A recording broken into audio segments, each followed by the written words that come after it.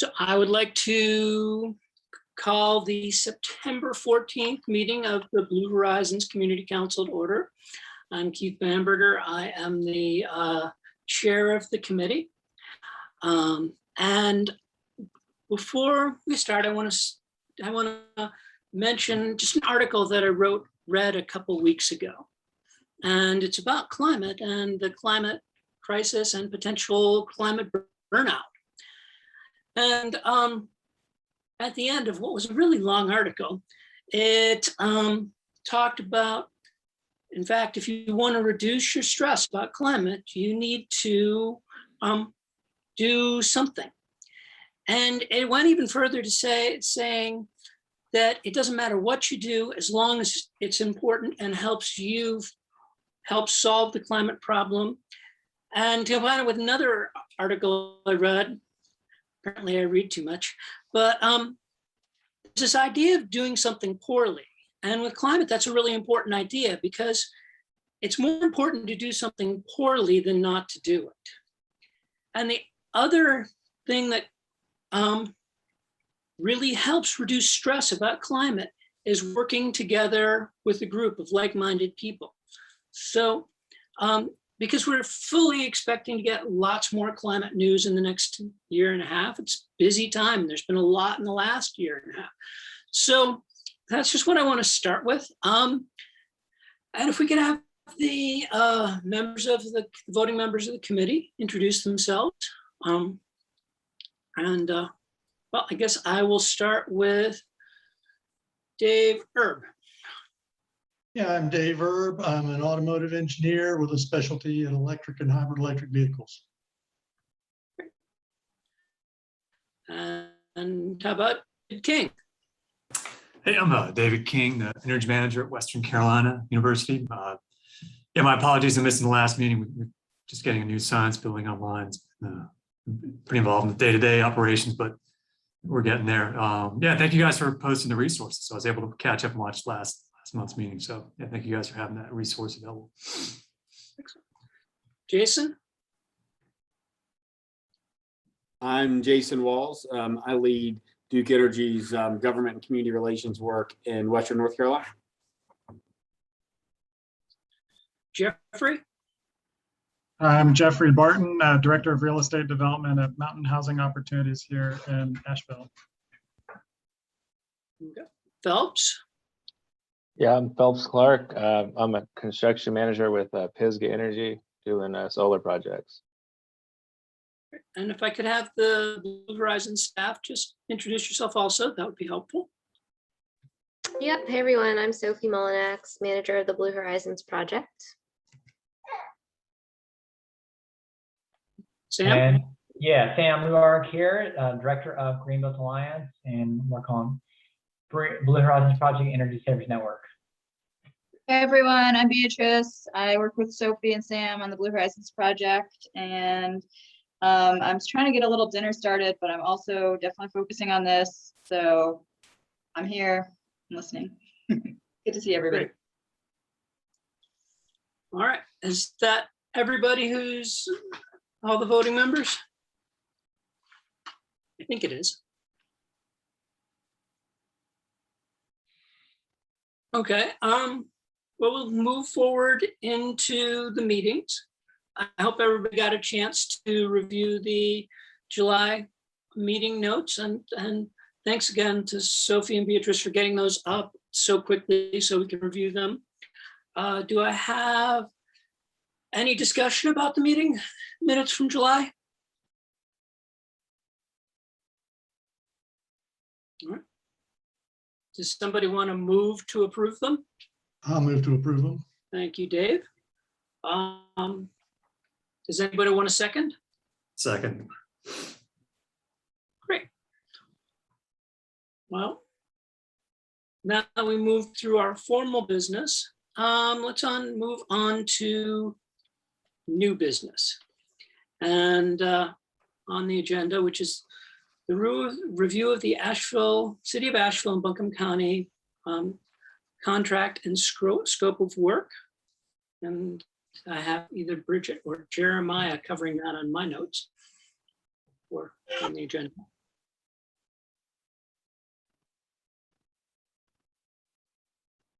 Hey guys, sorry, I think it's me because I think Bridget's in Raleigh today. So without getting into all of the nitty gritty of the contract, because that would be just super fun and entertaining for everybody. I'm going to just hit the highlights, and that really is that we're doing this a little differently this year, and it's really because of this group that typically, most of our contracts countywide, citywide are annual contracts. We start on July 1, we end on June 30, and that's just typically, a calendar year, or fiscal year for us. We're doing this contract as a 6-month contract. And we're doing this primarily so that this group will have the opportunity to have some input now that it's fully formed and we've got voting members, and we'll have an opportunity. We've had our work sessions, we've set our priorities. This group will have an opportunity then to say, this is how we want to move forward, projects that we want to focus on, priorities that we have, etc. But we wanted this group to have some input in that, right? And so if we lock ourselves into what we're going to be doing for an entire year, this group, could say, hey, we're going to have some input, but nothing's going to start again until next July, right? And so we basically did a 6-month contract, and at the end of that 6 months, we're going to be, and this is obviously in participation with Sam and Sophie and the folks that run Energy Savers Network and et cetera, submitting some documentation to this group to review on, cost effectiveness of projects, how many things we're doing, what we're spending, get this group really up to speed with everything that's going on, and then decide as a group, like, okay, is this what we want to continue to do? Yes to this, no to this, move forward with some other ideas, whatever it might be. We've got funding for the year, but this group needs to have some input as to how that funding gets spent. And at the end of the day, we wanted this group's participation. So that's why we kind of set it up the way we did. The vast majority of the work is currently Energy Savers Network, finishing out some of the Solarize campaign stuff, obviously, funding just Blue Horizons in general in terms of staff. Again, I don't want to get into the nitty gritty of the details of the contracts. It's out there for people if they want to dig into that. But that's it. So just kind of an update there, and I'm happy to answer questions you guys have about it. Hopefully it's pretty self-explanatory, but I don't know if Sophie or Sam or anybody else has anything they want to add to it, but that's kind of the general concept.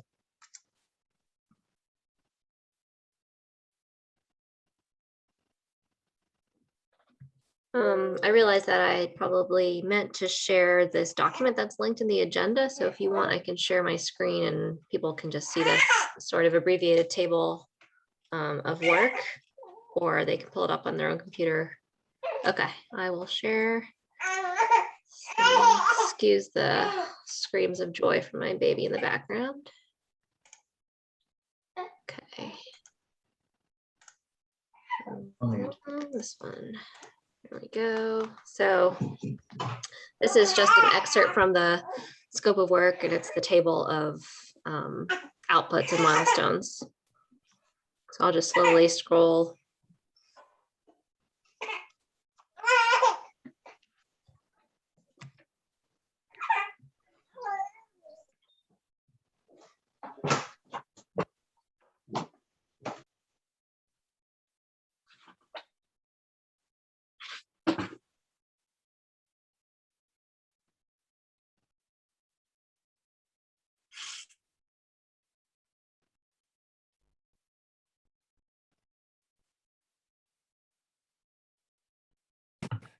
So you can see it does go into some nitty gritty, and I think I understand why Jeremiah did not go into this. It's a little daunting to look at on a shared screen now. So have these already been linked to the visioning session that we had earlier this summer, or are these in? Well, they really have not, and that's part of the reason that we did the contract the way we did. Well, obviously, some of these, and I apologize, I think my video is crapped out on me. Some of these, clearly are, overarching, going towards the same things in terms of reaching the community goal and weatherization, things like that. But they are not specifically linked because we were in the process of working through this contract when we did that sort of visioning session, right? So that was part of our thought process in terms of like allowing this group some time and opportunity to start formulating their own vision for how we want to move forward with this project and what it is that they want the city and the county to invest in, over the next year, 2 years, 3 years, whatever it might be. Thank you for that clarification. And we were able to insert some of the work areas from the facilitated discussion in the contract. Things like utility engagement, for instance, it's in there, like be part of statewide energy efficiency collaborative, coordinating with Duke on programs, et cetera. So there's definitely more work to do on integrating all the comments from the facilitated discussion, but we were able to do some of them. So that work session is definitely reflected in this document somewhat.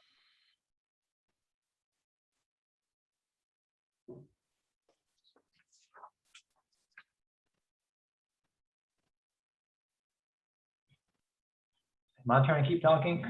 Well, I was just gonna say, I'll drop this link to this document in the chat as well, but it is in the meeting documents link on our website as well. Yeah, and that's the point, have a look at it if you like. Tell us what you like, what you don't like, and those are the type of things we're trying to figure out, right? This group needs to have its thumbprints on how Blue Horizons move forward and the things we invest in as a community. So we'd love your input, and we've got a few months to think about it, right? We've got a few months to talk about it. And that's kind of the idea. We didn't expect anybody to have any magic bullets in their pocket today, but please take some time to consider it, and we'll, throughout the next couple of months, we'll be, trying to give you more information, specifically when it comes to what we're spending and what we've got. I know Sam's got some like measurement and verification data they're going to be sharing with us and that sort of thing. So, we'll have more information to give you, and that's the whole point, make informed choices on how we move forward. Hey, so I've got a question I saw on there. You've got a commercial webinar. Is that part of that? Would that be linked to like the rebates Duke offers, or you guys had envisioned at this point, or more info on that? Or? Yeah, I sent around an email actually last week about that. That's actually going to be this coming Monday. And the run of show is going to be, we'll do an introduction to Blue Horizons project and the larger community clean energy effort. Duke Energy will present on their available programs and resources for energy efficiency. Then Land of Sky Waste Reduction Partners will also present about their free energy audits and services and advisory capacity. And then South Face Institute will present generally on commercial energy efficiency, the ways buildings use energy, waste energy. So I encourage folks to attend if they would like. We're working hard to promote it. We haven't seen a whole lot of response despite our best efforts. We've put ads out on social media. We've emailed people individually, emailed all the listservs that we're on. So we do need help in getting the word out. Hey, Sophie, who from Duke Energy is presenting? Brantley Fest. Gotcha.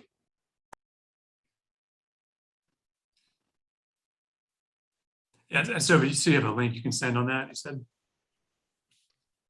Yes, I can resend that.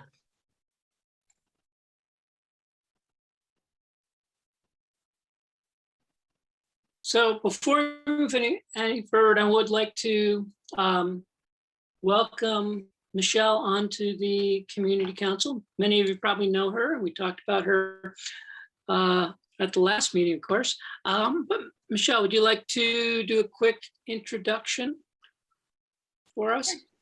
Sure. I'm sorry, I joined a few minutes late today. Michelle Myers here. I'm happy to join you all and work on this big project that we're taking on.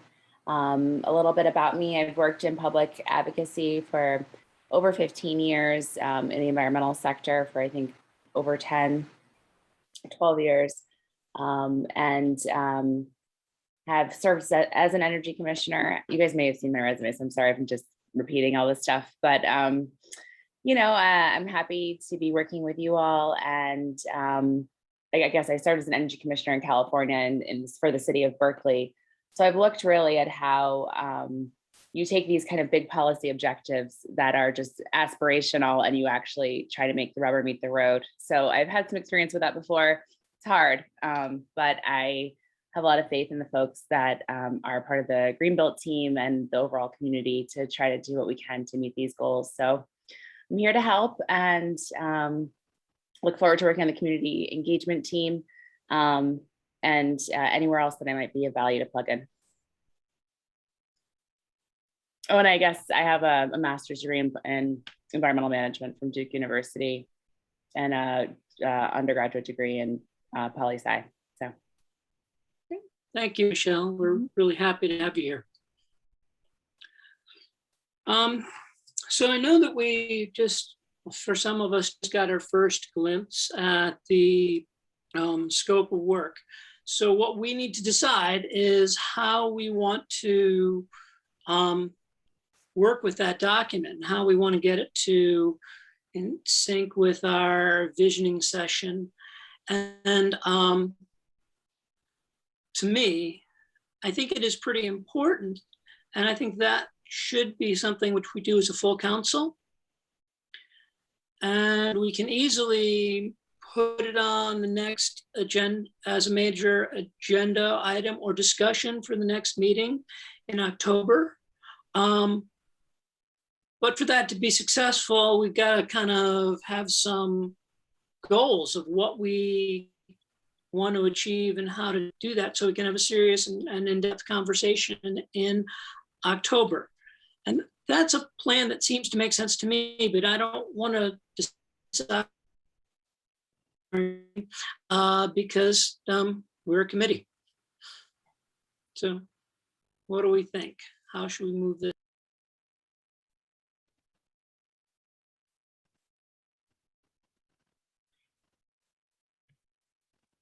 Any reason we can't discuss some of that today, Keith, or when we would have more people, more members in attendance?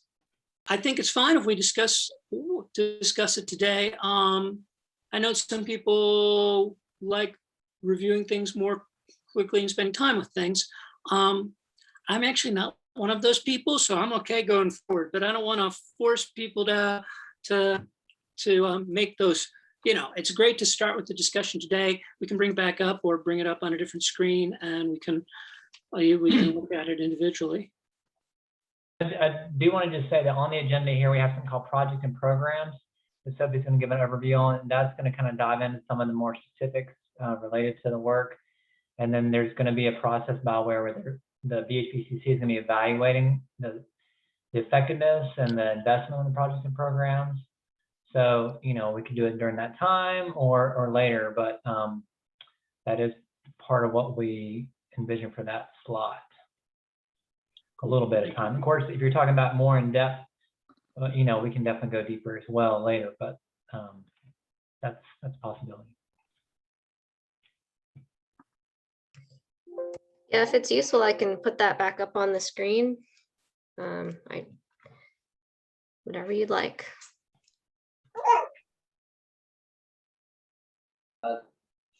I don't want to keep interjecting because I'm not actually on the council. So I feel like this is I'm public comment, but I'm not supposed to be saying it.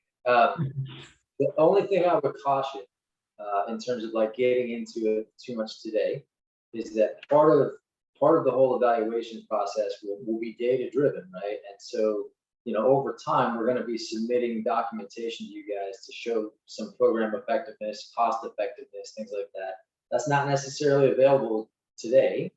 And so, you know, there's one of the things we're always going to look for, obviously, you know, with limited resources, we want best bang for the buck, right? Are we spending our money the most effective way, right? And so without that information, it's hard to really just say yay or nay to specific things sometimes.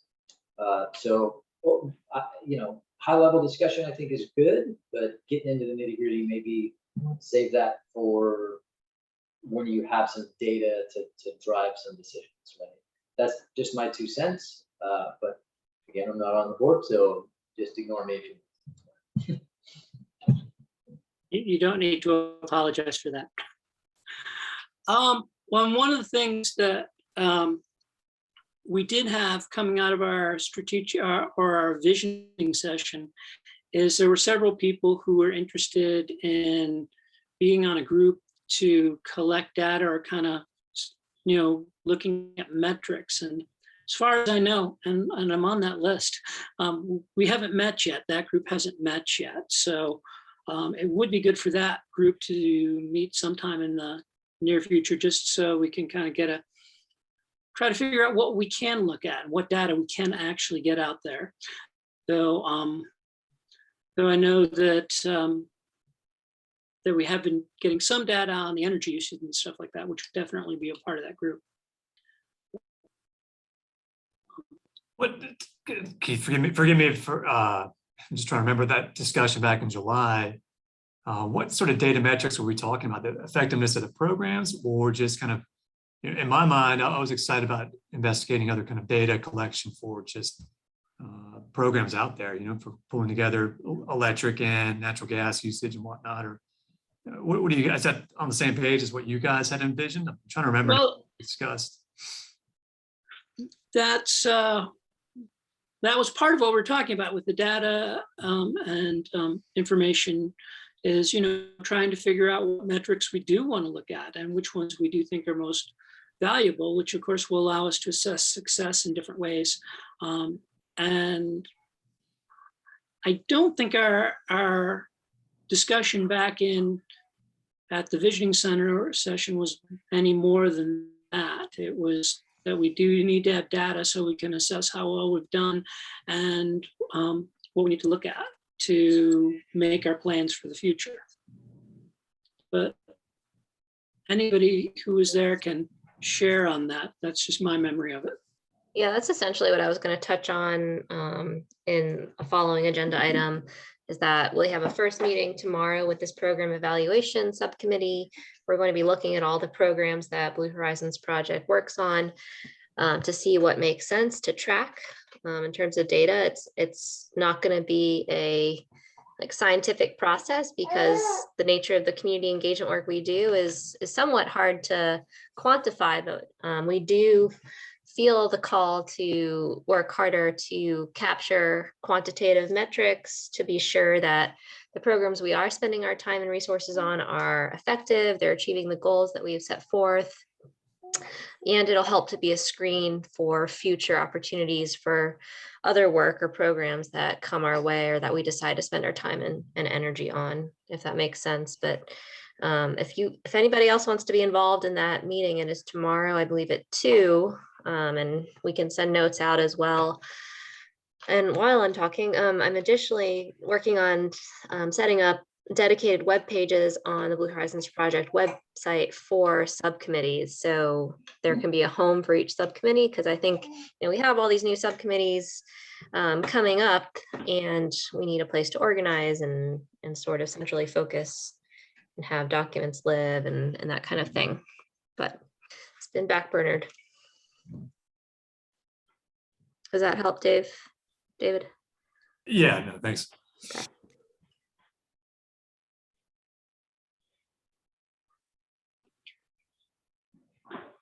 Any other discussion or thoughts on how we best move forward in with the scope of work? Yeah, well, Keith, this is Brad. I got my hand raised, by the way, but and sorry, my video cam isn't working. On the data question, there is a subset of what we're working on in the Strategic Plan Committee relating to data at a macro level.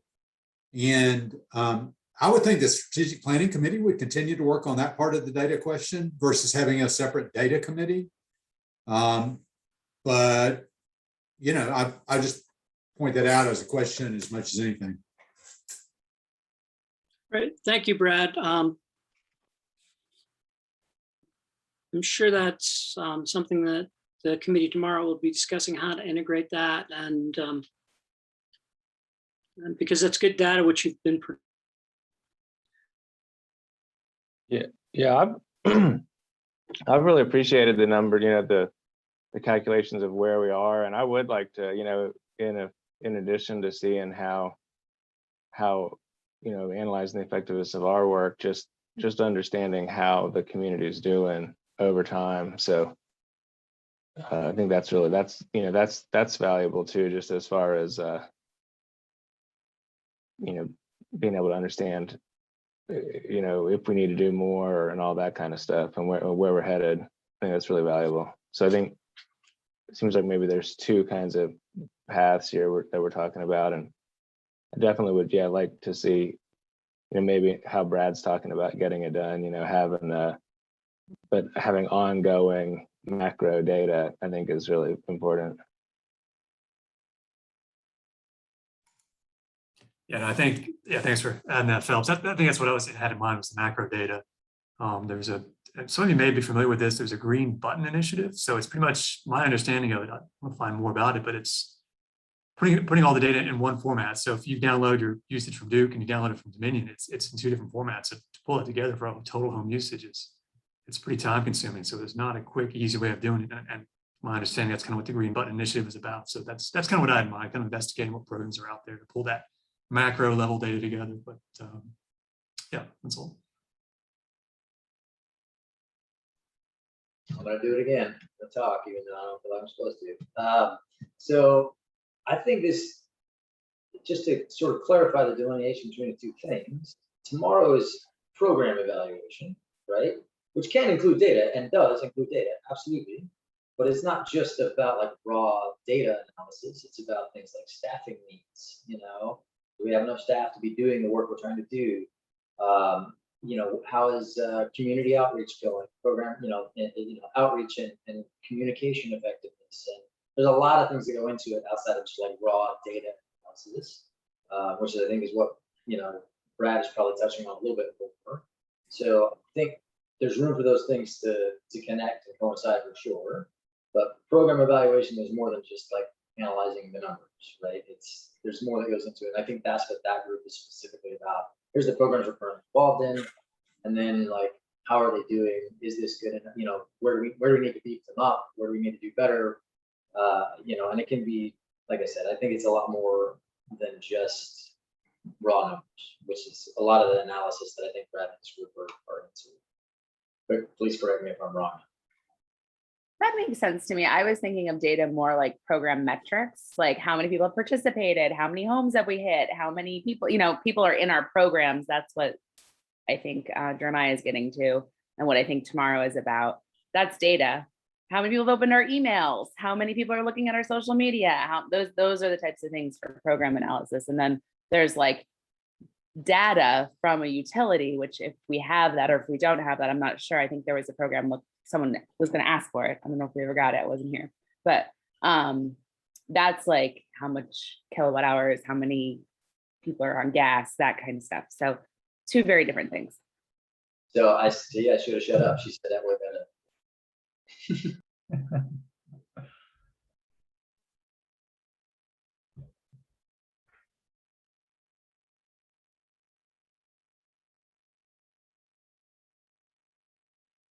So do we have any continuing discussion about the scope of work and the data? The moment as it stands, we're gonna have the scope of work on the next meeting and give everybody a chance to review that scope of work so we can have a discussion. We hopefully will be getting a better sense of the data and what's out there so we can better focus our actions and the actions of the Blue Horizon Project and how we can support them in getting those objectives done. So does that seem like a good plan going forward? Everybody give a thumbs up or a thumbs down or something, just so I have a general. Okay, good. So that brings us to item B, which is fundraising with Sam. All right, hey everyone. So when the Energy Innovation Task Force wrapped up its work, there was a discussion around how to proceed. One of the ideas on the table is to make this a city and or a county commission of some sort, where the county commissions or the city council would essentially vote on who gets to participate. Through some discussions, we realized there'll be more flexibility both on the community council itself and also on fundraising efforts if basically the work was done through a nonprofit organization. So not only the day-to-day work, but also the community council work. And one of the things we wanted to do is like, how can we access different buckets of funding? So I'm just gonna share my screen real quick and show you some of the funding we have. So this spreadsheet right here, this is essentially what's current. This is not going backwards. This is basically what we have funding for right now and what's in process. And so the first two lines, you can see the city of Asheville and Buncombe County. You know, there's $53,000 from each entity. Confirmed, we have contracts, and that's for the next 6 months for this next fiscal year. And like Jeremiah was saying, that, you know, based on how things are evaluated, then we'll be able to determine what type of contract we'll have going from January 1st to June 30th of 2022. We have that money in. Also, the Buncombe County Office of Sustainability has provided $75,000 for neighbor to neighbor work. That's eight PV systems, I believe, maybe 9. City of Asheville has also contributed $25,000 for 3 systems. These are for low income folks. These are 3 kilowatt systems. And we've also gotten about $9,000 in personal contributions for the Neighbor to Neighbor Solar House campaign. That fundraising campaign is active. So if anyone's interested in donating to help pay for a low income solar system, we're glad to take your money to spend it on that. And then the Candida Fund, which is basically a foundation based out of Atlanta, has given about $30,000 for the renewable energy plan. So, so essentially these items here, you know, we basically have 5 staff and 2 consultants working to spend this money on all the activities in that scope of work that Sophie, you know, put up on the screen there. So, and then we have a few other, you know, fundraising things coming in. We have about $15,000 to $25,000 that's in the hopper coming in for Solarize. We've applied for $500,000 over 3 years from the Buncombe County Coronavirus Relief Funds, and that's to pay for low-income heating, repair, and replacement programs, and also neighbor-to-neighbor solar. Basically, when we do Energy Savers Network, we find a lot of homes that need help on their heating system, and of course, heating, you know, is a big cause of the demand spike that we have here in the wintertime. So, and then also we want to get people off of fossil fuels on the mini split. So that's what that money's for. We've also put in a request to Bank of America for $26,000, and we have I'm working on a proposal right now for Dogwood Trust that would provide money for home repair. We find clients that have leaky roofs or plumbing issues, bad decks, etc. And so we've had some money from Community Action Opportunities last year, and then 2 years ago from Duke Energy to help with home repair. That money's all gone away now. So now we're trying to backfill that so that way we can help keep people in their homes. And then we have some sponsorship opportunities as well for Energy Savers Network. We've gotten 2 sponsors so far. Sierra Club's given $500 and Sugar Hollow's given $2,500 towards sponsoring Energy Savers Network. And then we're asking a few other people as well. So this is just to give you a kind of like a quick snapshot in the kind of the comprehensive nature of the fundraising it takes to run this program. It's government, it's foundation, it's private contribution, it's sponsorship. We're like, you know, beating the bushes as much as we can to keep, to be able to like actualize on all the scope of work that we have laid out in front of us. It's a big job and takes a lot of money. So we're pulling money from lots of different sources. So we always, you know, open it for anyone who has any, you know, wants to give donations or has other contacts that you want to hook us up with. We'll be happy to reach out to them. So any questions on that? Sam, this is Brad. I just thought I'd add from Energy Savers Network point of view that what's not shown here is the past donations of just individual donors. And I think a lot of that, I don't know what the number was for 2020, maybe what, $10,000. We had several individual donors that got together and gave the money for the van that we bought in 2020. And so I think really, the assistance of everybody on this team to help us with an end of year fundraising campaign for Energy Savers Network could be very important. Yeah, for sure. And it's just one of the pieces, like all my time on this project is none of it's funded through any of this. It all comes from Green Book Alliance membership and events and stuff like that. So yeah, it takes a lot to manage nonprofit activity. And so, you know, personal contributions are greatly appreciated. And of course, the support from the city and county is invaluable. We wouldn't be here without their support. It's huge. So we're grateful that they provide the bulk of the funding to make all this happen.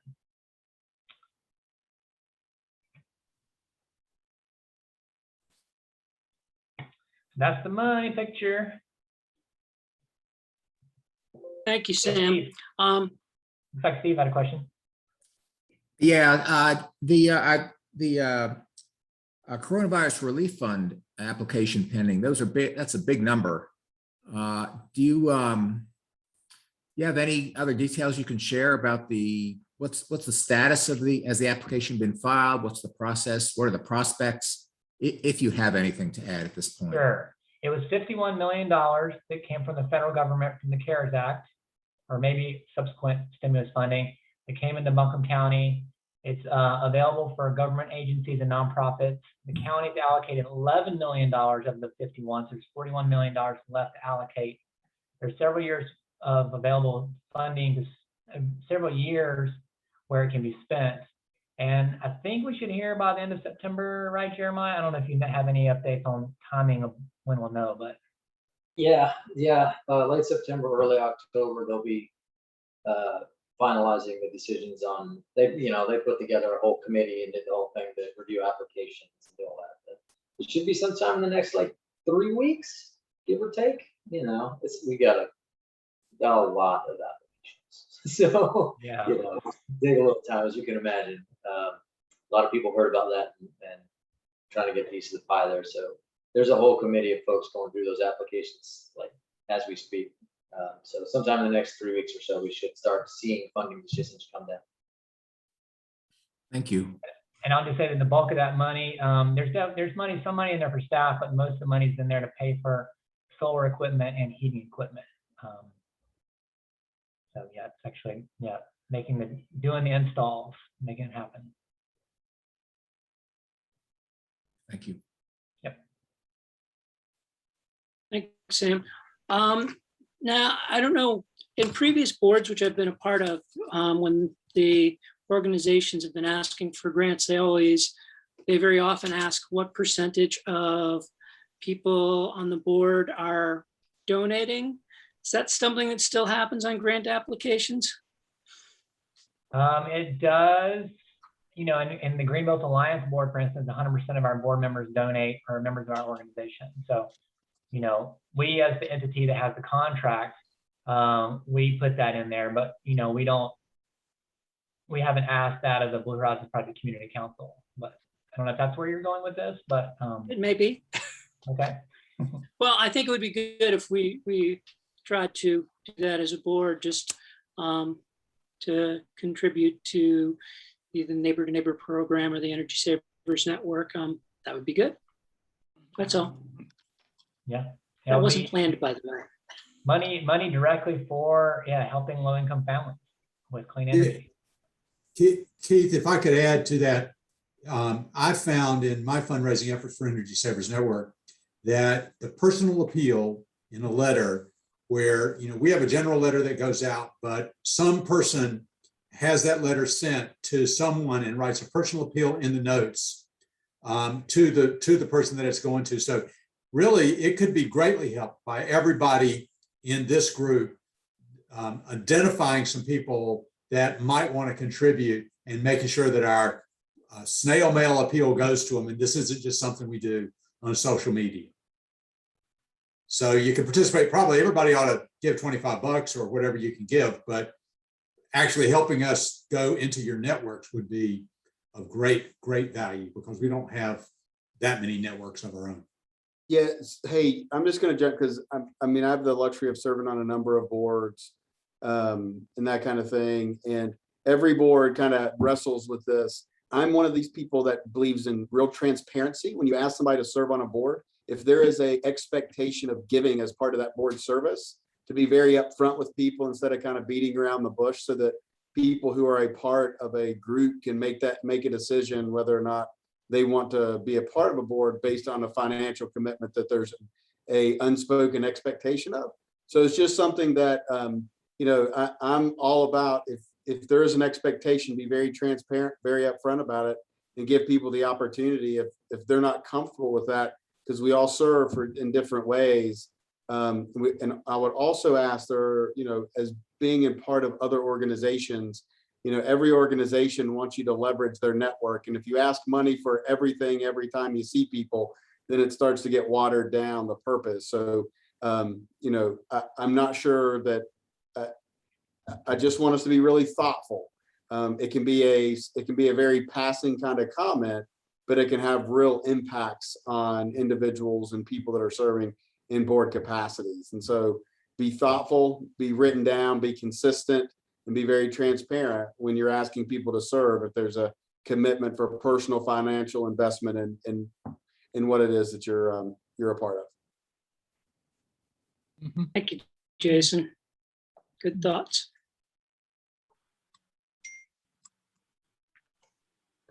I think what Jason is also saying is that we, in the Blue Horizons Project charter, if we were going to intentionally ask the Blue Horizons Project Community Council members for monetary donations, in addition to the time and resources they lend, that we should have been explicit in that. And since we were not, we do need to tread carefully.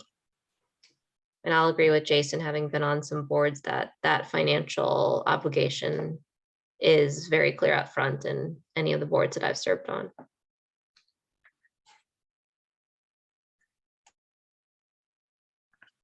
Thank you. And we do need to be aware of that, because it wasn't an agreement that we made when we joined on the charter. All right. Do we have anything more to the fundraising conversation?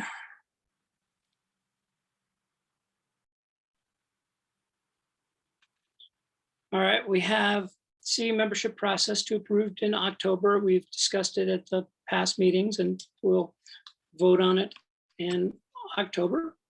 And if you have more discussion, now would be good time, or we can discuss it because so we're ready to vote.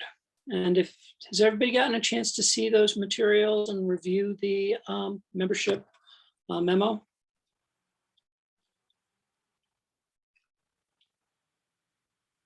Yes, no, maybe?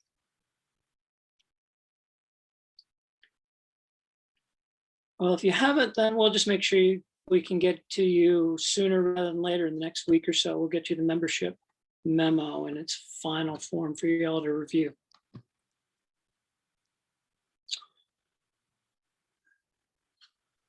Keith, can we make sure that goes to everybody? Because I'm actually kind of drawing a blank. I can't remember if I've seen it or Sure. not. We will make sure it goes to everybody yes. I just dropped it in the chat as well, but I will make sure to send it out via email. Thank you. Yeah, not to be a beat the drum, but Google Docs is also still a challenge. Yeah. So I'll attach it as a PDF, Jason.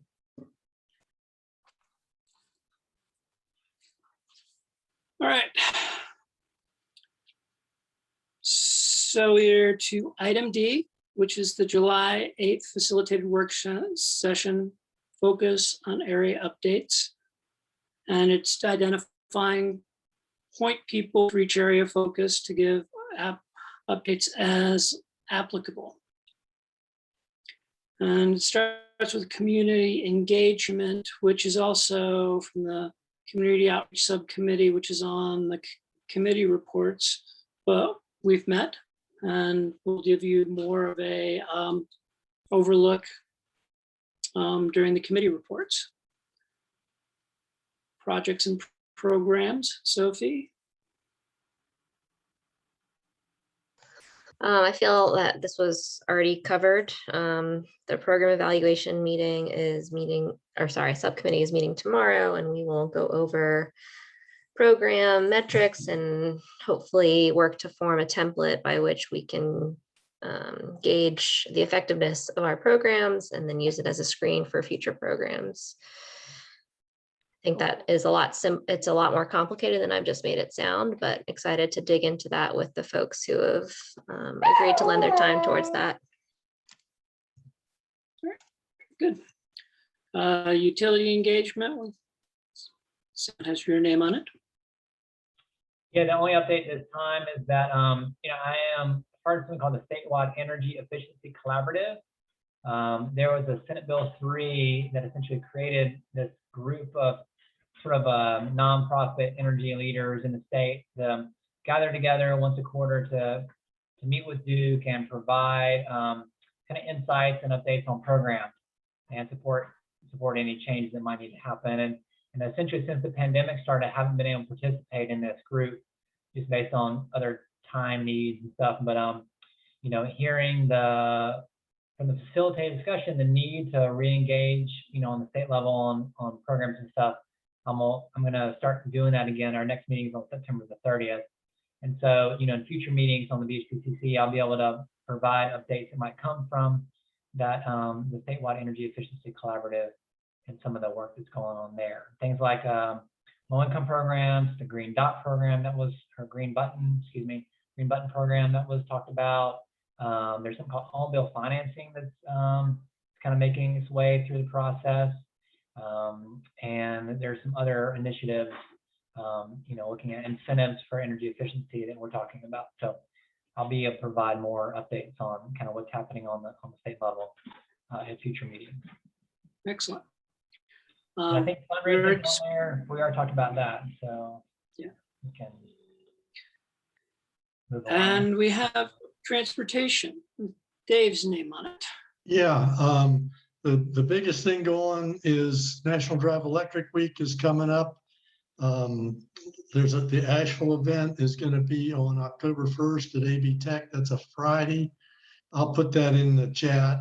Also, Brad and Steve have circulated some things that I'm kind of chewing on right now, but haven't gotten anywhere with them.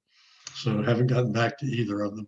So that's the big one is Drive Electric Week on October 1st. Great, thank you.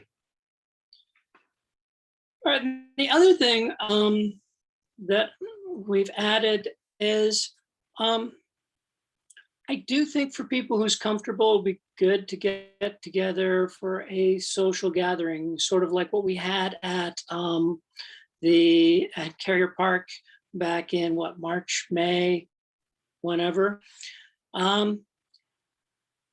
And so I thought it'd be really good for us to get together as a committee socially, people who can be there, people who are comfortable and all that. And so we put up just 3 potential dates. And I'd like to choose one of those dates and choose a location if that's possible.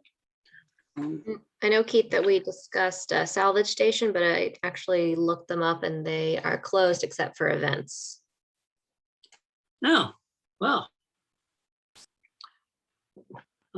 Then we won't go there. Unless we all want to attend a concert at 8 p.m. on a Thursday. Who's playing?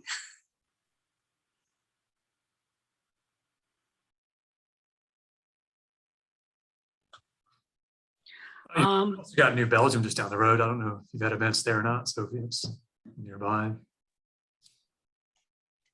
Yeah, that's a good call. And they have a good outdoor space.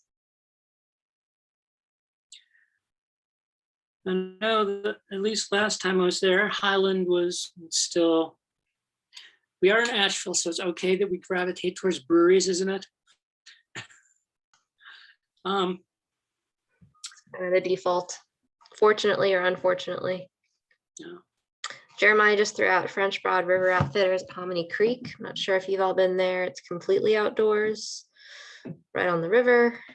It's a very casual spot. Do you like the idea of a place that has a food truck, if that's possible?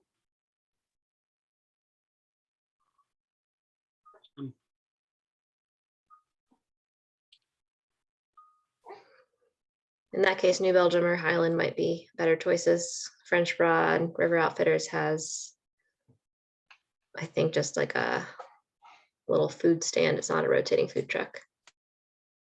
All right.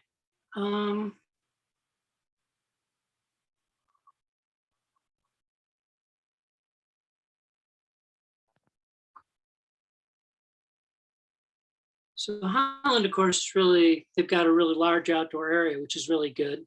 It's also closest to my house, unless we go to Creekside.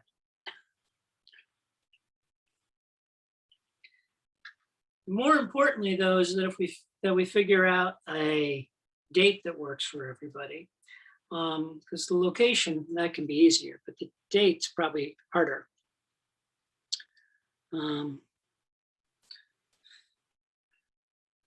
So does anybody, the suggested the 16th, 23rd?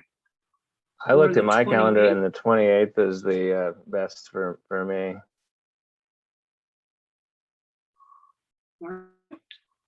But I could probably make the 23rd work.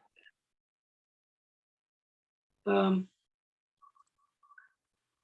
long, all 3 days work okay for me. The 28th, I'll need to leave it by 7:30, but or from 7:30 to 10:30, unless you want to join at Carrier Park and watch bottom level inline hockey. But I won't be able to discuss anything except in between plays. Options.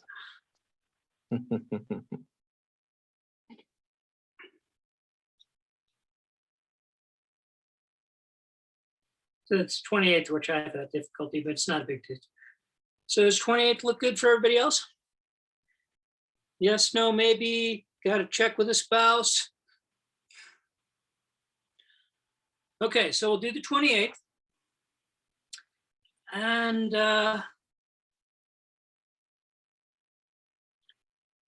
anybody's got a preference towards location? I liked everything that everybody said. I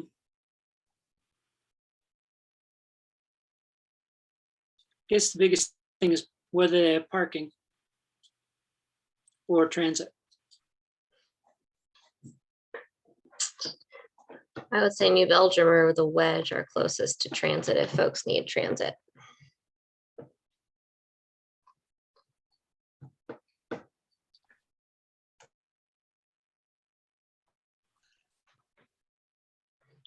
I'll vote for either of those. All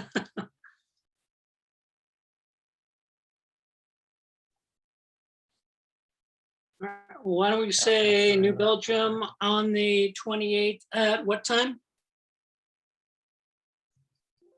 Anytime after 5, that's starting at 5. Okay, so Sounds good. I'll send out a calendar notice. great. It'll be good to see people in person. So before we start with the community and program reports, I just want to, had a thought. I participated in the strategic planning committee, the last meeting. And one of the things we did in that committee was came up with kind of like a vision statement for the committee, which we can then link back to our charter. I think that would be a really good activity for each of the committees to go through and create a statement. And if we put all of the committees onto the website, we can just include that sentence. So if somebody wants to become involved, they can look at the committees and just see what each one is up to really quickly. So I'm just putting that as it's not necessary, but I think it'll be helpful and focusing and working everything back towards the charter, working things forward as we go, and including going back to how it all works together with the scope of work. I like that idea anyway, and you're welcome to discuss it if you'd like, or we could move on to the committee reports. And if I confused you, let me know.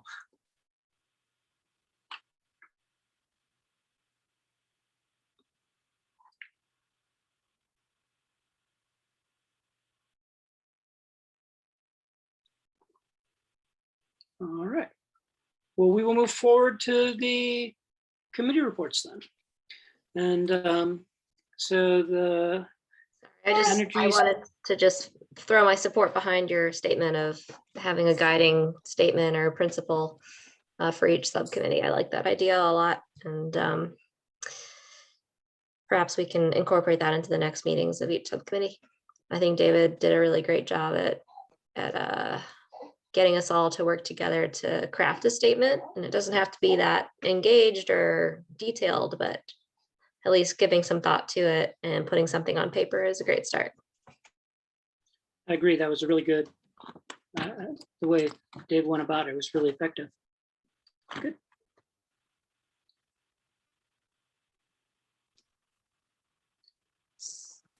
So do you want me to jump in? Give you the update? That'd be good. Take it away. Thank you.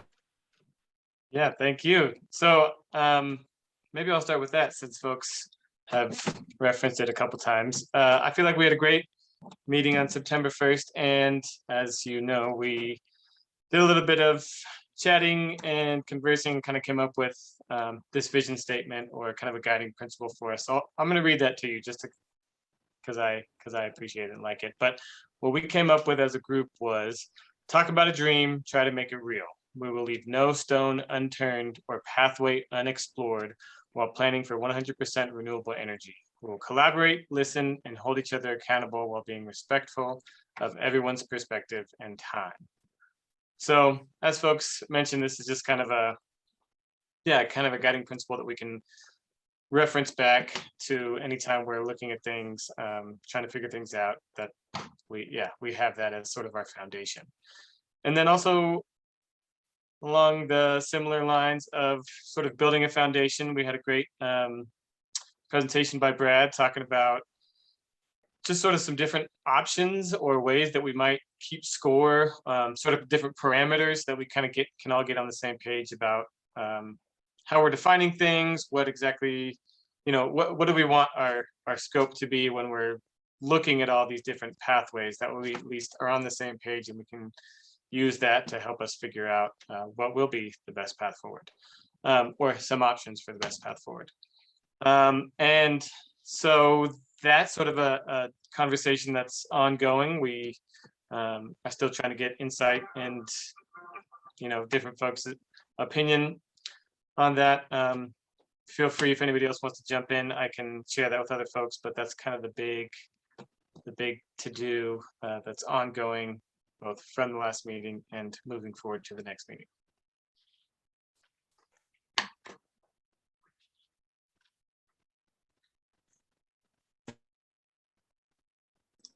And that's all I got.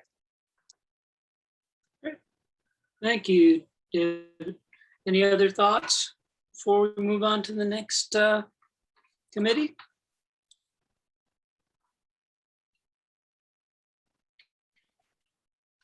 Oh, Alrighty. yes, sorry. I did want to just add in also, Sam, I think that the questions that you sent out were for, I don't know if they were to everyone or just to our community, but Sam also sent out a shared doc for folks to come up with some questions. So just want to put that out there too. Sam, you might want to touch on that a little bit more. Yeah, that was just for our community to look at first, and essentially it's questions related to the path of Duke Energy going forward, related to projects and programs and things like that will help us plan effectively for the transition to the 100% renewable future. So we're kind of getting our thoughts together, and then I want to share that document with Jason so he can weigh in on the things that he knows, and then perhaps take it up to folks in Charlotte to get their perspective as well. So we're working on this kind of shared perspective, and it's more questions than anything else related to how we can work collaboratively with Duke Energy and understand their pathway forward, how that works with ours. Thanks, Sam. And just to remind the committee, do you have a regular meeting time and schedule, or do you do that meeting by meeting? We did just come up with a regular recurring monthly meeting time, and it's the first Wednesday from 11 to 12:30. First Wednesday of the month, 11 to 12:30. Excellent. Yeah. All right, update from the technology subcommittee with Ben or Bill. Yeah, so we convened an HVAC working group to kind of be the formal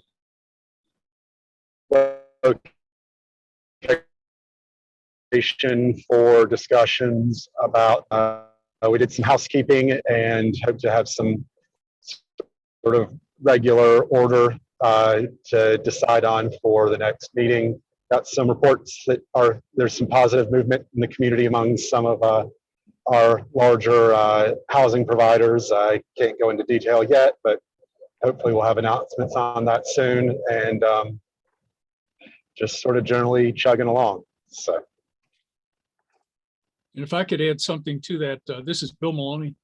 Jeremiah, if I could ask you something, we met with you and Mike Mace and someone else about July 12th, and it was Ben and Rick and Judy and I, just to say, what are we doing with the AB Tech program? You know, it was moving ahead. And I just wondered if you could comment on where that is right now. If you could also comment on what might be going on with the city, county, schools, and so on, buildings as regarding solar and Haynes Solar that's doing that. Just give us an update on those two. Sure. There's really not much of an update on the AB Tech Pratt & Whitney facility. It's still not in the design phase yet. They just entered into a contract with a design team. And so there's not a whole lot to really talk about just yet. Obviously, we're going to push as hard as we can on our side of it for them to meet the same standards that we set for our own buildings, because technically it will be a county building, at least initially. It's weird the way those things work. I won't get into it. We'll own it for like a day and then transfer the title eventually. But I can tell you a lot more about the solar projects in terms of our aggregated solar RFP. Again, you know, we're actually in a really good place finally, because I'm not gonna lie to you, I was actually just sneaking a look at my production on Fairview Library, because we actually have systems up and running now, which is super exciting. So, you know, we run the gauntlet of the interconnection process, and that's, you know, it's time consuming when you have this many projects all at one time and we're submitting applications consistently. So Duke was really a good partner in working with us on getting those things submitted and through the queue and the whole bit. And now it's really just a function of the construction time, which admittedly is like an 18 to 24 month construction timeline to get all of these things constructed. I mean, it's over 40 projects total, so there's a lot going on, but they're done in bundles, and the bundles are based on roof type, basically, really. So we've got like flush mounted roof systems that are going in first. A lot of that's our libraries, Fairview, Leicester, you know, those sort of things. Those systems are mostly installed, will be finished installed over the next month or so, and then we move on to bundle 2, which is our TPO flat roofs, etc., on and on down the line. So going really well. You know, I will, you know, just full disclosure, like the world's a very weird place right now. And so, you know, the supply chain issues that have hit everybody have hit us too. So we've had like delays in like shipping and panels, you know, things of that nature. Like there's been times when there are components that are on back order and we're trying to get things, you know, I mean, there's just, it is what it is. I mean, those types of things happen with almost every major construction project. And this is a major construction project that's spread out to 40 different places. So, you know, but all things considered, it's going well. And the goal right now is to have everything installed by the end of the calendar year 2022. So we're still on schedule to have that done. We do have 2 additional projects coming in the pipeline for this, because we have a capital projects process for every year at the county. So we have 2 additional projects we're going to be adding into the hopper, the new East Asheville Library, you know, that sort of thing. As we build new ones, we're going to have new projects come online as well, right? And then we are working on a second tranche of larger projects involving the schools. Particularly, we're trying to get our our bearings on which rooftop systems might make the most sense for the county school system. City schools are pretty much already taken care of. There's not very many of those. But the county schools, there's like 40 plus buildings. So we couldn't get all of those done at one time. So we're looking at including those in a second round potentially. But, you know, we're just now starting that process. So we don't know which schools yet. We're still identifying the best candidates, and we'll kind of go from there, you know, but we got about 40 projects rolling. So I think that's pretty good, but I'm biased. So I'd say it's great. Thanks for the update. I just want to do a shout out and a thanks to Jason Walls. This morning, somebody called at 7:45 and showed up and swapped out the LED meter with a AMI meter. We've had 32 solar panels, and we're told for years that, you know, you couldn't use those. You couldn't use an AMI meter, but today we got one. So Jason, thank you. All done. Back to you, Keith. Happy to help, Bill. I think that's actually an interesting point, Bill, because it was a question of like solar interconnected or net metering customers not having those smart meters, but now it does sound like if you want to be a net metering customer, you have to have a smart meter moving forward. And it sounds like that's rolling out right now.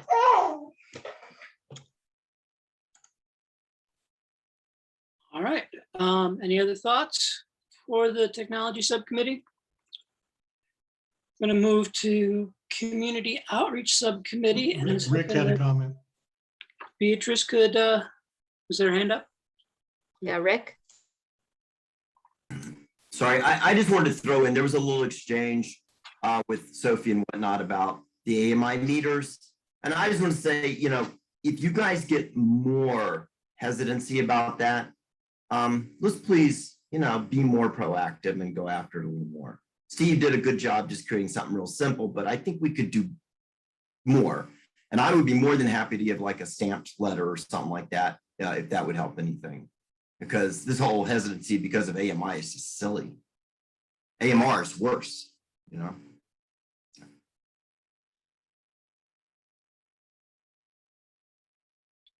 Thank you, Rick. So Beatrice, could you cover the community outreach subcommittee meeting? Because people are probably tired of my voice at this point. Keith, we can never be tired of your voice. Yeah, we met the other day. It was really exciting to have such a wonderful group. And one thing that has become very clear is that we need to create a community engagement plan. So we are looking for a template for that. Jason offered up one, and we would love for you to email that to Sophie and I, or just Sophie. Jason, if you get a minute to do that, that would be great. But I know Michelle also has an alternate one as well. So we kind of, what we decided to do is make kind of a one-page overarching communications and community engagement plan, and then dig into each part, you know, as people take them on. So that's where we are with that. That subcommittee. And if there's anybody on here who would like to join the community engagement subcommittee who wasn't at that, please feel free to email us. And I know Sophie is going to be working hard to get the subcommittee tabs up on the website too. So that will be another, you know, easy way for people to engage with those subcommittees. That's all I really had on it, is just that, you know, we've kind of narrowed in that we need to have a simple plan and work from there. And that is called out in our fiscal year 22 city and county contract to develop a community engagement plan by the end of October, I believe, or middle of October. So staff is going to work on that, bring it to the community engagement plan to further workshop it and approve it, and then we'll present it to y'all. Excellent. Thank you. Any other community engagement thoughts? You all should be engaging with our social media sites when you can. It'd be great. Good. We had some really posts today, by the way.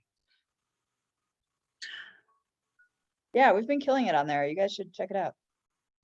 Yeah. And if you've ever been wondering about an older model electric vehicle, Beatrice is an expert.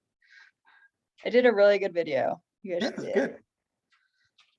Yeah, the video series has been really great. We've done them on things like heat pump hot water heaters, just general info on solar panels. And then Beatrice, who has a Nissan Leaf, did an informational video on what it's like to own an older model Nissan Leaf. And then we have a staff member, Carrie Barkus, who has a brand new Chevy Bolt, and she's going to do a video just, you know, giving a little tour of her Chevy Bolt. And then I've got a friend with a Tesla, or Jeremiah's not on the call, but I know Jeremiah has one. We could bug him to do a little video on a Tesla.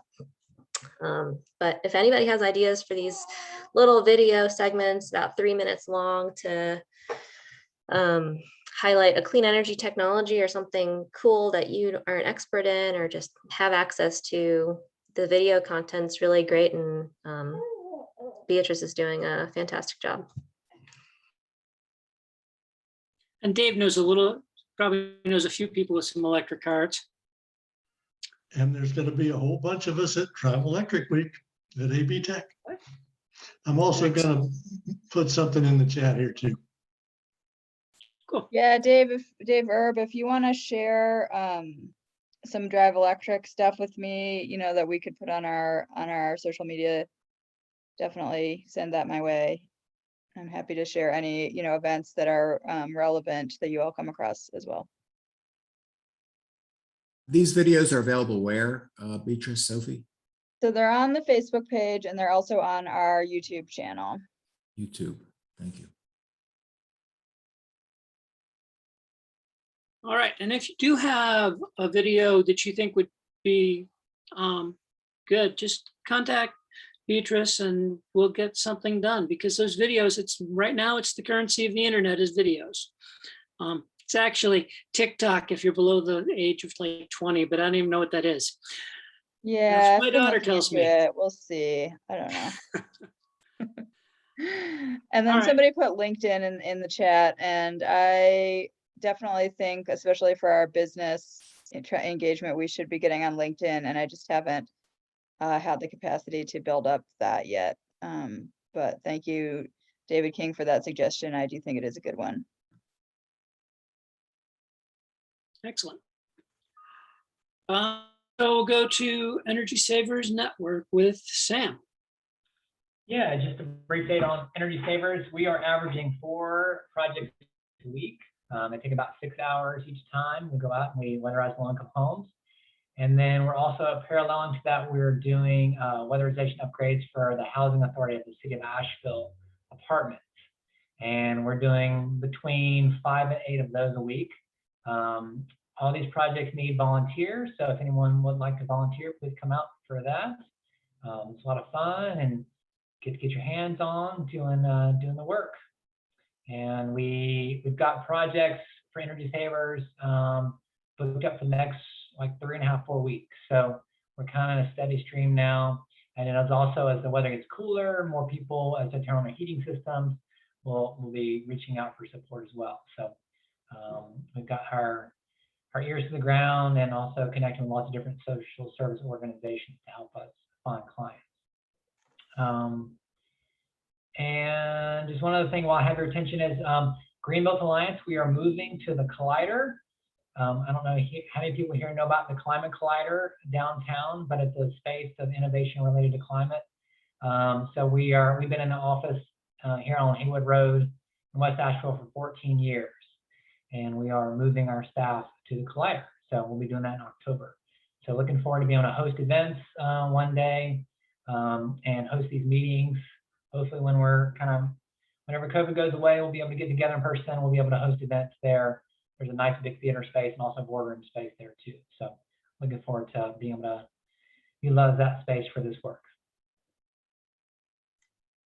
And Sam, if I may, just to tack on to the Energy Savers need for volunteers, every single newsletter that we send out, Blue Horizons Project sends out every 2 weeks to 4 weeks, there's a link at the top to volunteer with Energy Savers Network.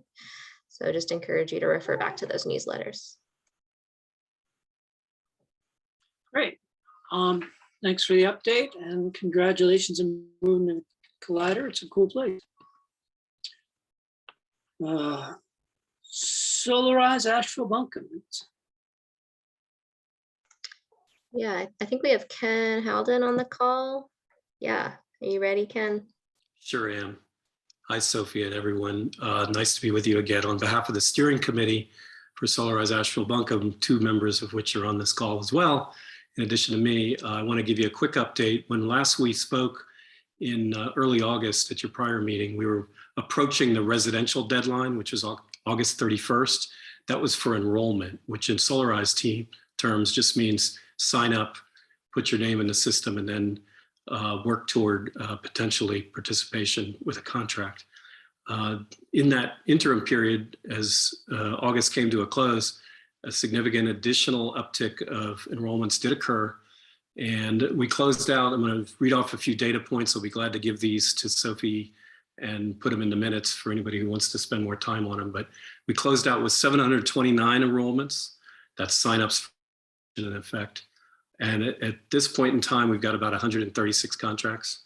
And that's megawatt of energy. I think I might have reported that, or Sophie might have reported that to you all independently. So really a clear finish line as August closed out, and more to come, hopefully. That produces a lot of kilowatt hours, something in the neighborhood of 1.4 million. The utility bill savings that represents on an annualized basis is something like 183,000, and more than 4.5 million over 25 years if you take it out into the future. 3.5 million in new local clean energy development. So there's a lot of really great data points that I think are already achieved as we move forward on the additional elements of the campaign going forward. People don't have to complete anything until October 31st. There's time for them to evaluate their opportunity. So that's the overview of Solarize, but I want to talk also with regard to neighbor solar. You'll recall this is the very special and unique and pioneering low income for qualified low income recipients rooftop solar. And that's been funded through sources like Buncombe County and the city. And we've been on a quest to supplement that with a lot of private sector giving. And that work is occurring. I'm pleased to report today that there's about almost $89,000 in funds that have been raised thus far. That's enough to fund 9 systems and another partial system fully funded as well as partially funded for a total of 10 systems. We have 3 families in the queue that have been evaluated through the work Beatrice and others are doing to qualify property owners. Those are pending more funding coming. More than 100 people have signed up for neighbor to neighbor solar in terms of their own interest in identifying as potential recipients. So there's a tremendous demonstrated interest out there. We're doing this fundraising, as I mentioned, and not unlike what I heard a little bit earlier from Ben and others, there is an announcement to come. We're not ready quite yet, but there's an industry sector locally here that's taken a strong interest in this neighbor to neighbor solar program as part of their own principles. And I hope that by the next time we meet, you'll have either heard that news or will report that news, that there's some additional funding coming as a result of some interest from an industry sector, as well as some individual businesses within that sector to provide more neighbor to neighbor funding, which is really exciting.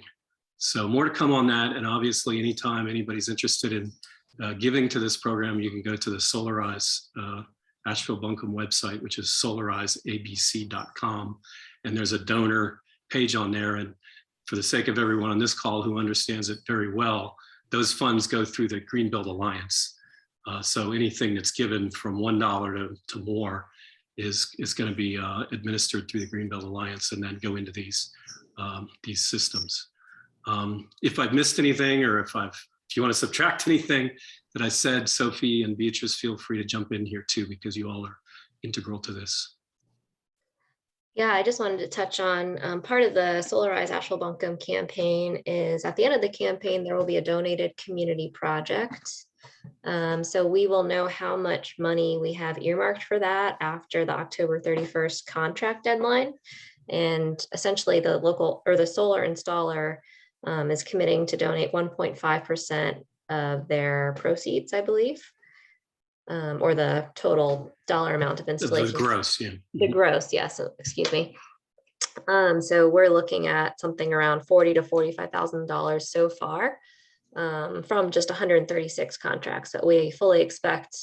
I don't know how many more contracts to be signed, hopefully many dozens. So that number should increase hopefully substantially. And from what I have learned from Solar Crowdsource is that there is a community sort of consensus-based approach to selecting a recipient for these funds for the donated system. So look out for more information on that as we get further into the fall, but I think that's a really exciting thing coming up.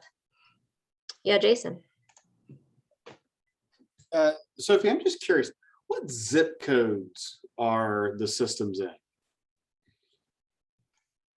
Beatrice, would you have a feel for that? For Sophie, if you do, fine. Jason, are you asking about for the lower income I'm just talking about in general, right? I mean, I realize that the city of Asheville is in Buncombe County, but with Buncombe County being such a heavy investor of the work, I'm just curious about the geographic kind of diversification, if you will, across the county. I mean, there are people that are interested and eager for solar and, all parts of Buncombe County, as well as there are low income customers in various parts of the county. So it's just more curiosity than anything else. So we definitely, for neighbor to neighbor, we definitely have customers that are both within and outside of Buncombe County and Swannanoa and Canton and other places. We did limit it to just Duke customers because you all offer the best net metering options, rather than the other, the electric co-ops just don't net meter at as good rates. But yeah, it's both inside and outside of Asheville city limits. I don't know. I don't have the exact zip codes, but. Yeah, it's more just speaking about the diversification of geography more than anything else. But you did say Canton. That's actually in Haywood County. Are we going outside of Buncombe County? No. Sorry, I didn't mean Canton. Candler. I think Candler. Candler. Gotcha. Yeah. Got it. And we do actually have a map of all the installations that I'm trying to pull up that RMI, formerly known as the Rocky Mountain Institute, has developed for us. So I'm going to try and pull that up, but if you wanted to keep talking, go ahead. And Sophie, were you referring to the Solarize program writ large or for the, yeah. So Yeah. That's data we could get. It's a great question, and I think it will help paint a picture of where the penetration was. So if we don't have it immediately, that's something we can certainly pursue.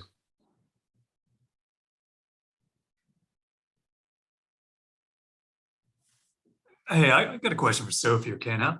Once these projects or contracts are in place, what's the process for selecting the local installers? How are you guys spreading that work? That was actually done up front, David. The Solarize process is to choose an installer at the beginning. So the RFP was issued in the beginning of the first couple months of this year. Okay. And then a selection process occurred for the residential and commercial installer. And then everything that came through the door in enrollment was referred back.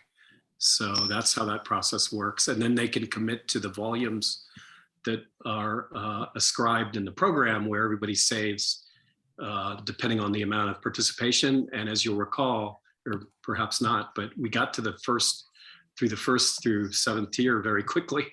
So because of the volume of interest. So we're looking at the installer could deliver at those final rates. So we're looking at like 3 or 4 local installers, or 10, or what's the? There was one was selected. That's the economy of competition, the economics of competition in effect. And the capacity that they had, of course.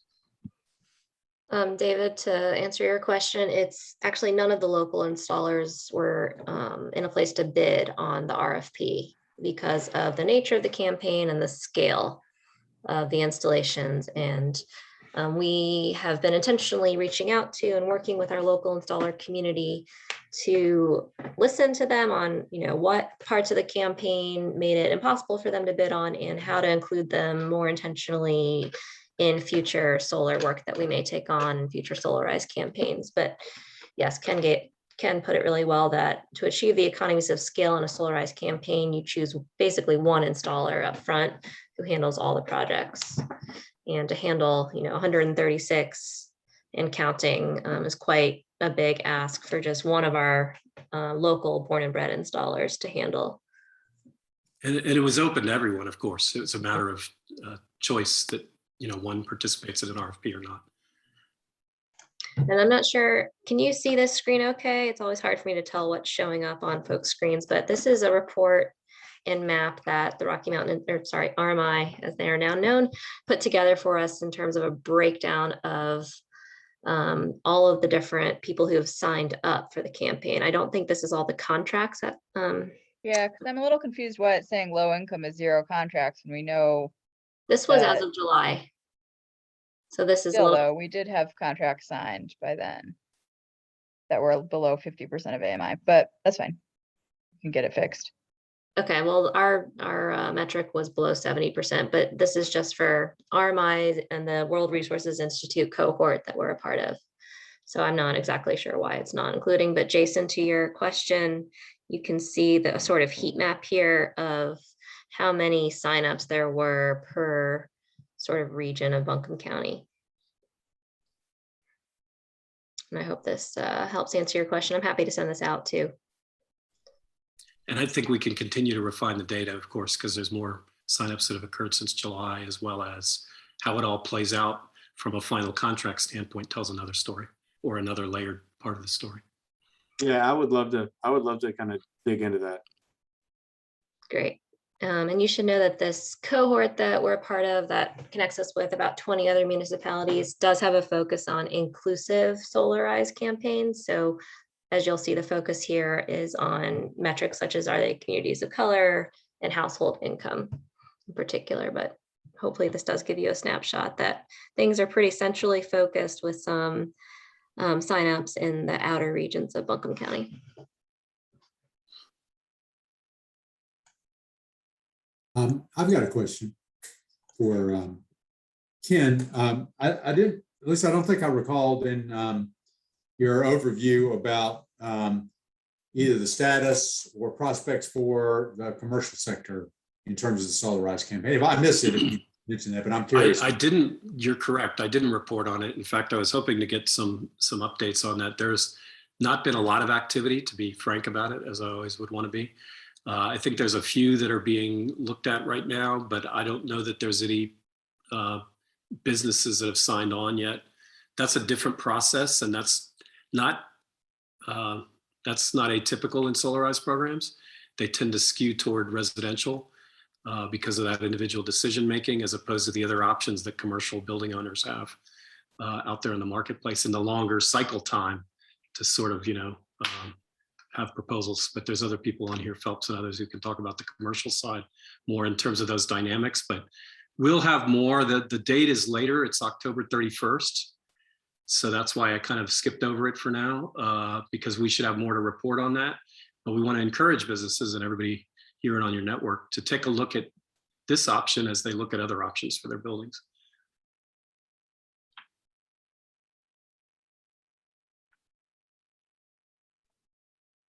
Yeah, that's great. I think that was a good report. Thanks, Ken.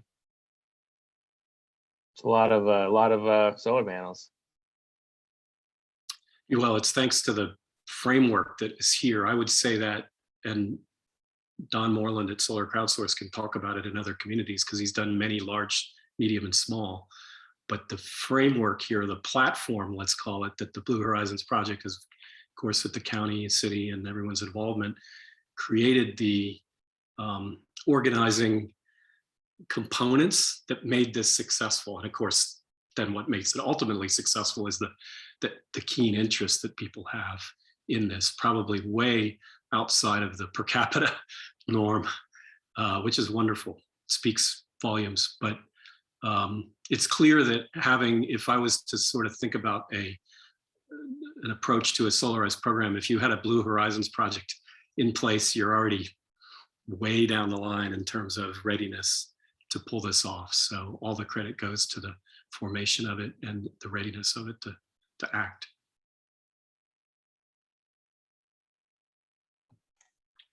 Great. Thank you for the update, and it is encouraging. So our final committee report is the Residential and Commercial Energy efficiency. And Yeah, well, basically a report out for Blue Horizons project. So residentially speaking, we have engagement that looks like the Solarize campaign, which we just covered. We also have a program called Home Energy Chats that I'm sure at this point you've heard of, but those are one-on-one consultations with community members about their home energy use. These conversations really run the gamut from HVAC to hot water heaters to insulation to air sealing. Yesterday, I talked to someone who's curious about rehabbing their windows. So I'm looking for an expert on that to provide her with a resource.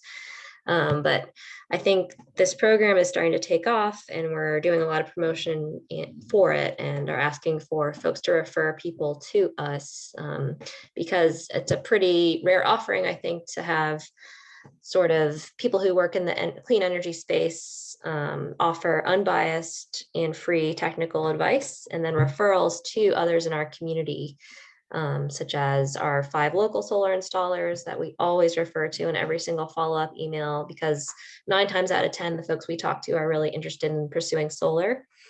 We do emphasize to these folks that it's incredibly important to focus on energy efficiency first, reducing the load before producing energy on their homes. So yeah, we're excited about it. It's been really fun and engaging. We've done about 10 so far, are continuing to build the program and the process and the back end for our staff. But I think it's really a great way to increase the literacy and education regarding clean energy in our community, which will be crucial to achieving 100% renewable energy in about 20 years. Regarding commercial, we have this commercial workshop coming up on Monday, and this is somewhat of a reduced scope of work compared to previous years with our city and county contracts. And it's because we have come to the realization that the number of staff and the resources we have are limited, and the commercial sort of scope of energy efficiency and clean energy here is just incredibly complex. It's a lot different than, talking to homeowners and renters and residents of Buncombe County about energy efficiency and renewable energy. Businesses, there's all these, as everybody here knows, I'm sure there's all these sectors of like restaurants and breweries and, nonprofits or churches or offices. So it's been, I'll say, quite a challenge to find a way to effectively engage those businesses. And I'm hopeful that one day maybe we could have a dedicated staff person to take commercial energy efficiency by the reins and really grow this sort of engagement program. But for now, we're focusing on trying to just push out the information that we know is available for available resources or programs to help businesses and nonprofits go greener in terms of reducing their energy use, being better stewards of the resources they have, and adopting renewable energy, which is the goal of that workshop on Monday, which we really need help in promoting. Let's see, am I missing anything, Beatrice? I start going and then I forget my whole list. No, those are the primary things that we're working on. So I'd like to I add had one a thing. thought. Oh, sorry. Go ahead. On the topic of like energy efficiency, one building type that kind of falls between the gaps between residential and commercial is multifamily residential. And I'd love to help be an ambassador for that. We have a good working relationship with Duke to pre-install EnergyWise devices in all of our apartments that we build. And if there would be a way to, somewhere along the permitting process in the city and county, get builders referred to you all or to me to help make that, almost automatic, we would be affecting hundreds of units at once and not just home by home. So I'm happy to help in the multifamily space, and we can put a call together outside of this to brainstorm that. Yeah, I love that. Correct me if I'm wrong, does Mountain Housing Opportunities work only on affordable housing? We do typically, yeah, our rental apartments that we build are all affordable. Right. So pre-COVID, and I'm getting fuzzy on this because now it's almost 2 whole years ago, I was working with the Affordable Housing Advisory Committee, and I did a presentation on the importance of green building and affordable housing, and put together in partnership with Paul, I believe, who's the staff member at the city, who just to put together some best practices for energy efficiency and affordable housing. And one of them was to just automatically adopt an EnergyWise home in every single affordable housing unit as just a no-brainer, sort of check the box thing. And I'm not sure exactly where that landed or if it was adopted, but it's a good reminder to check with him. And I'm thinking, you know, it's easy for us to do it because of our commitment as a nonprofit, you know, to reducing energy bills, help, you know, our tenants get the bill credit, which is great. But I think we should go after the market rate multifamily space as well. And it's kind of at that time before initial occupancy is the critical time to get those devices installed, because otherwise the tenant has to get an owner signature, and you know the process just becomes a lot more complicated. So yeah, we can have further discussion. We don't need to tie up time now, but happy to be a resource for that. Thank you so much, Jeffrey. I'll reach out to you separately.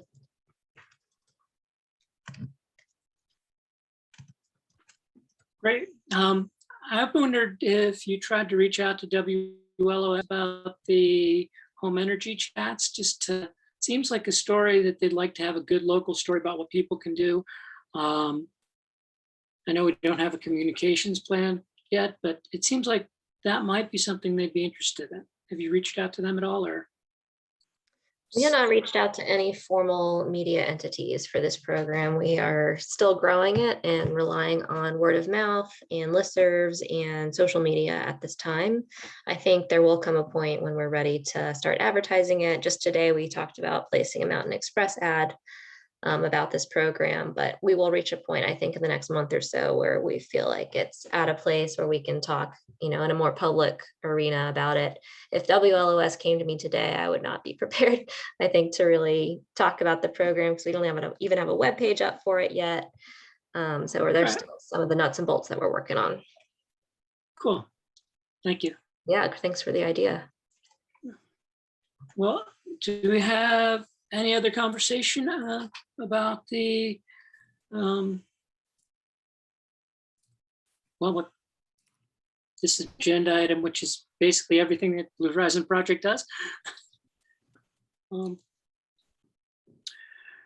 So are there any other general comments, any discussion, anything that we need to talk about in the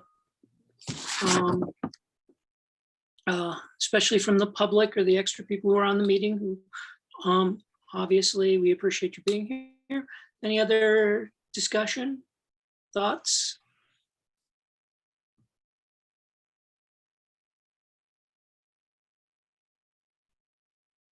Brad?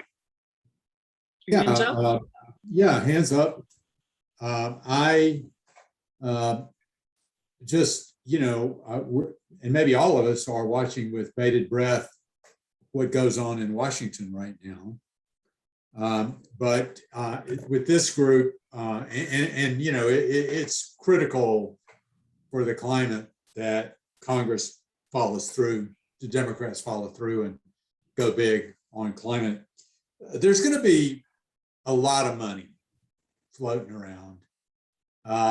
And somewhere, somehow, there should be some thought given to how we get a lion's share of that money for our area, and be ready when that happens. For things like EV charging, for things like buildings and weatherization, for all the different programs, just to know what's going on there. And I just put that out there to this group as that ought to be on our radar, as well as from an advocacy perspective. If any of the people here have any connections with anybody who might possibly vote for some of these programs, to be sure to advocate, because this really is, I don't know that we'll get another chance to do this in the next several years politically than what we got right now. So hopefully something happens in the next month or two. Thank you, Brad. And certainly being ready for money when it comes available. If we learned anything from the American Reinvestment and Recovery Act, the people who had their ducks in a row got all that money.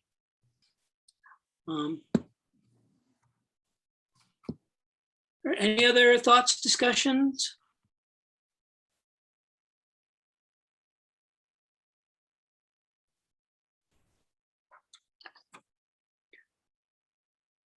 Okay, well, meet with your committees, come with some visioning statements, and we'll be back on October 12th. And I look forward to seeing as many of you as choose to show up at New Belgium on the 28th. Yeah, I think it'll actually have to be the wedge because New Belgium is closed on Tuesdays, but I will send out a calendar notice to everybody. Great, thank you. Yeah, thanks all. Bye.